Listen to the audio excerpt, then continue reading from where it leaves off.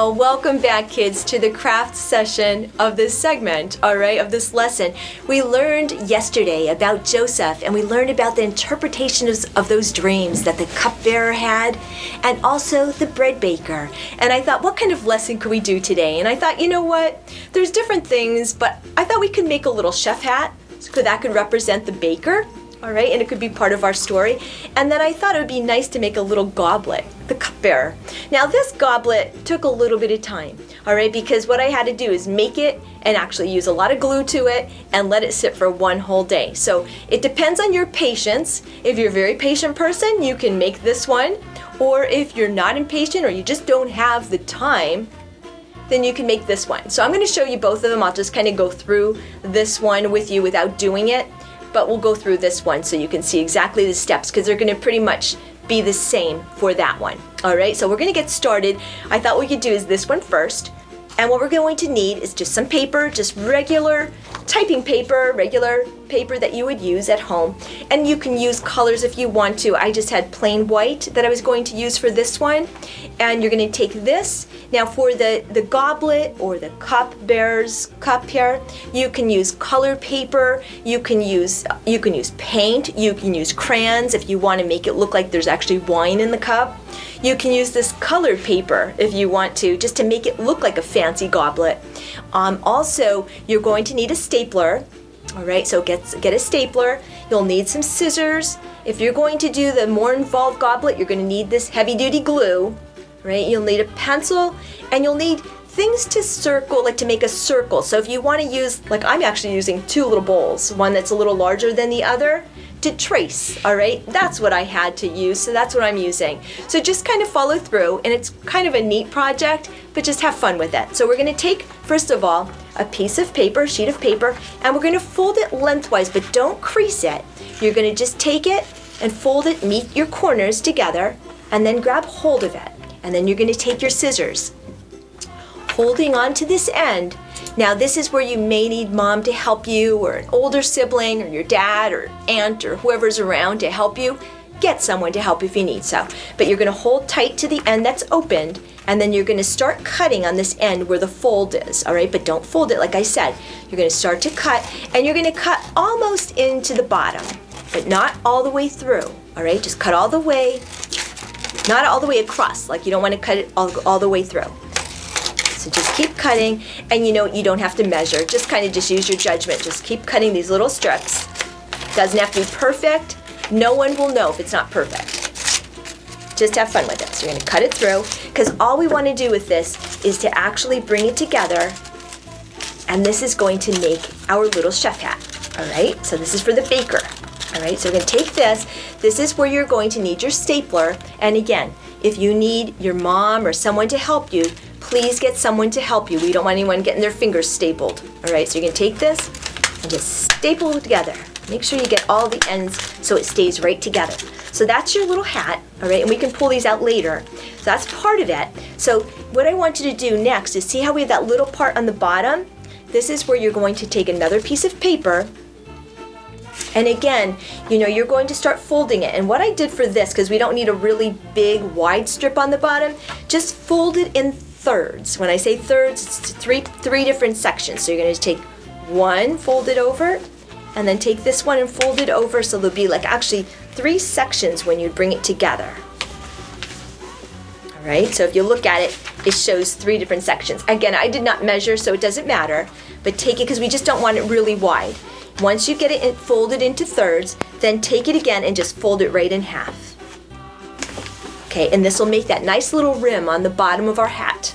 All right, and just where that stapler was, that's going to be your end. So you want to start right where that was, put your piece of paper on that staple, follow it all the way around, so you come to the other side, and again, we're going to use our stapler again. Be very careful with this, boys and girls. All right, and that's going to make our chef hat. Miss Donna didn't staple it super well, so we're going to take that. Take 2, we'll do this again. So and you may run into that too, so just take your time. We have to be patient. Sometimes things don't work out the first time, right? So just be patient with it. So again, so we do this, and then what we could do to make it look more official is just take our little folds and just even like almost round them out a little bit, just to make it look fluffy. And that'll be our Chief Baker's hat, all right? And just have fun with it, all right? So that's your little hat. And now we're gonna go on and make the goblet, all right? And like I said, I'm gonna use the white first. And first we're gonna get just one piece of paper we can use here, and we'll need to trace a larger circle. So I just got this little bowl, and I'm just gonna trace it. Put my glasses on so I can see what I'm doing here.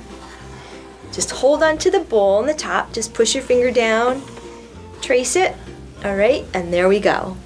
There's our big circle. So we're gonna just take that big circle and cut it out. And again, if you need assistance with the cutting, ask mom, grandma, whoever's around to help you so that you don't cut your fingers. But these are great skills to practice. It's great to practice cutting and tracing and all these things. They're fine motor skills, and it's good for you to do. All right, so we have our circle, and then what we're gonna do to make the goblet top is all I want you to do is just cut through till you get almost right to the center.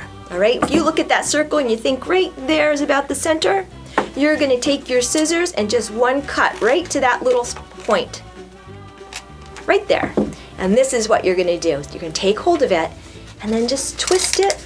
See what I'm doing? I'm taking one side under the other, twisting it, and you wanna make it like it's like a little funnel almost. So you make your little, can you see that? How you have a little funnel? So you just pull it tight, and that's where you can use your tape. And you'll wanna tape the outside edge, the little, where it joins on the outside and where it joins on the inside, just to give it support. And this will be our little goblet top. And again, that would be the top for this. Now, if you're gonna make this one, this fancy one, you're gonna wanna push this in on the bottom to make a flat edge, okay, so it holds on better. And then for the bottom one, all right, for the little pedestal on the bottom, we're gonna take a smaller container. Using that same piece of paper, you're just gonna circle that smaller little cup. Same thing. And these are great skills that you can use when you're doing different projects, all right? Because it teaches you how to make a little funnel almost, all right? So you can do this. We're gonna cut this little circle out. And this is there's gonna be a little trick that you're gonna do for this one to make it work properly, so pay attention. So we go, and again, remember I told you, just think of that imaginary little dot in the middle, all right? And you're gonna cut right to that little center. And we're gonna do the same thing where we're gonna do this little twist. All right, bring it together and tape the sides, the loose ends. So you're gonna tape here and tape the outside, and you're taping the inside. But this is where there's gonna be a little tricky. I want you to remember what I'm doing. Pay attention. Because we need this to fit on here. And how's that gonna work? There's 2 points, right? So what we're gonna do is we're gonna actually take this little one and we're going to cut it across this way. Okay, you folded it that way, cut, and then we're gonna cut it across this way. So it makes a little area that we can fit that right inside. All right, so we're gonna push it in, and sometimes, you know, what helps is if you push these little sides in a little bit, just to make it so it's a little deeper. It has like a little pocket that it can hold in there. And I may have cut a little bit too much, but you know what? We'll make it work. So we're gonna just put this on top, and this is where tape works wonders. You take your tape, and you're gonna just tape it on to the bottom as well as the top, and that way that'll give you a little bottom of your goblet. All right, and as I said, this is the easier way to do it because then you can have your goblet done immediately. And if you want to, you can do colors, you can do something fancy, or you can color inside that circle before you put it together. But that's gonna be your little goblet. So you can just pretend he's giving his little goblet. But for this one, just so that you know, for that little stem, you're just basically going to make it almost like a straw. You're gonna take a little piece, and I just wanna show you this real quick in case you decide you have some patience and you wanna do this. You're gonna just take a little piece, doesn't have to be perfect, and you're gonna just start to fold it around, you know, fold it up, make it because you want it to be a little bit thicker. All right, and this is where you're gonna tape this. You can roll it if you want to, whatever works best for you, all right? I just put it together and then I kind of opened it up like a little straw, so you can kind of see that. And then depending on the length, the height of your goblet, you can make a short one, you can make a wide one, but you would be basically cutting this. This would be hooking to the bottom of your little trough on the top. It would hook to the bottom, and then you need to make a little base. So what I would suggest, if you decide to do that longer one, do a little base first. And again, you need to make it sturdy enough that it's going to work. Sometimes you use harder paper for this. And you can make this bottom, just tape it together. And then what you want to do is perhaps take your little stem. Let me tape this one too, just so you can see this in case you want to do this. Take your little stem and you're going to put the glue on the bottom of this one. And make a generous amount. You'll put some on the bottom and some on the top. And you're going to stick it on there. All right? And what I would suggest is let that sit, okay? You can let that sit even overnight if you want to. This is where patience comes in. You're going to want to let that sit overnight because that's going to be holding your top of your goblet.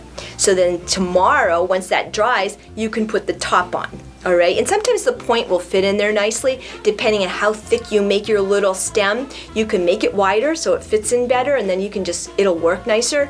But just play with it, but have fun with it. And before we end, I just wanted to share a couple little scriptures that went beautifully with this. And the one was, the Lord will keep you from all harm. He will watch over your life. The Lord will watch over your coming and going, both now and forevermore. We shared that one last week. That was Psalm 121:7-8.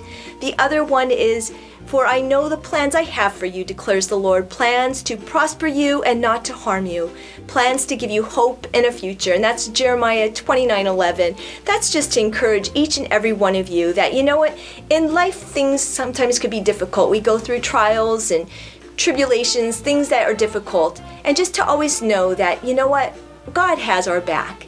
He's always there for us. We just have to lean on Him, press into Him, pray to Him, talk to Him, and just realize that no matter what we encounter, He knows what we're going to go through, and He's always there for us. Okay, so again, as I said, you have to have patience with this thing, and until I see you next week, I wish you a wonderful week, and God bless.